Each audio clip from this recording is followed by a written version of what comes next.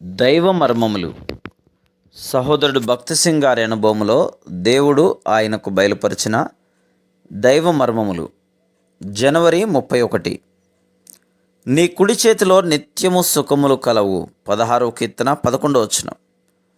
ప్రభువు నిత్యత్వము నుండి మన యొద్ద ఏం పొందవలనని వేచున్నాడో అది ఆయన పొందు వరకు ఉరకుండడు. శక్తి కలిగిన పరిశుద్ధుడైన దేవుడు నిర్మలమైన స్వచ్ఛమైన తన స్వంత నీతిని నీకు ఇవ్వగూరుచున్నాడు. పరలోకపు దేవదూతల ఎదుట మనం నిష్కలంకులుగా నిలబెట్టగోరుచున్నాడు. నీకు ఆయన దయచేయు నీతి అంతయు నిష్కలంకమైనది. దేవదూతలు సైతం తన వ్రేలినెత్తి నీలో ఏదైనాను చూపించలేరు, తీర్పు తీర్చలేరు. అటువంటి నీతిని నీవు పొంది ఉన్నావా? లేక మరి దేని అందైనను నీవు నమ్మిక ఉంచుచున్నావా? మెట్టుకు ప్రభువైన యేసుక్రీస్తును ధరించుకున్న వారై శరీరేచ్ఛలను నెరవేర్చుకుంటకు శరీరం విషయమై ఆలోచన చేసుకొనకుడి.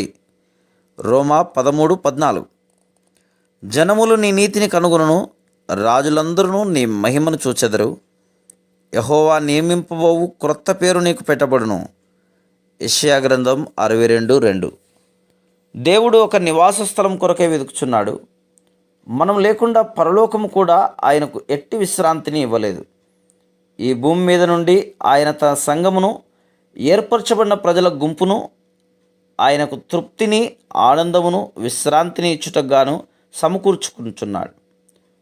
ఈ ఆనందమే నీకు బలమగును. యేసుక్రీస్తునందు గల ఇట్టి ఆనందమును, గొప్ప ప్రేమను మేము మీకు అందించుచున్నాము. Praise the lord.